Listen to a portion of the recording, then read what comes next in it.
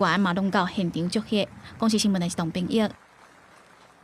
来关心古巴大停电到当时已经第3天啊，目前还有几百万人也无电通好使用。因为能源矿业部长预估，这2天大部分的所在都会当恢复供电。目前已经有派5万外的人员去修理。不过有另外一个地方奥斯卡离因是愈来愈晚，惊讲若扫入来，才会修理好势，会贵的又搁害了了。 伫哈瓦那这个社区的居民，黑暗中讲盘讲话抗议大规模停电，也佮把本所等伫咧路中，公车拢无法度过。警方交会了，甲人赶走路健康，即马古巴也有几落百万人无电通用。La recuperación total, esa que hablábamos, que puede ser mañana y que puede ser en los últimos clientes en martes, eso no quiere decir que volvamos a una totalidad. Vamos a llegar al punto de partida.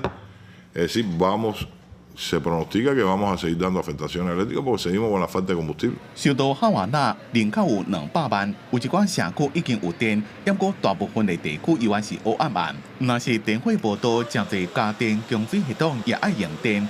有一寡民众趁冰箱内面的食物也未派进前，伫咧路边煮饭，因为停电，真侪店无开，几间有开的店外口拢排甲落长要飞胖。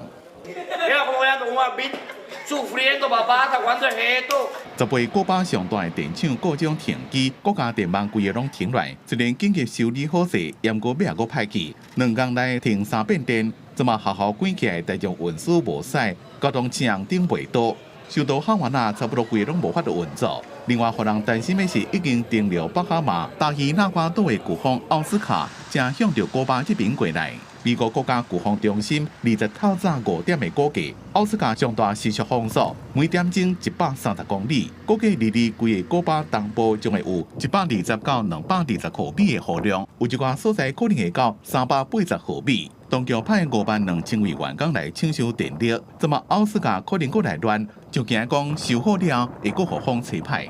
公司新闻黄文玲报道。今仔日国际上还有。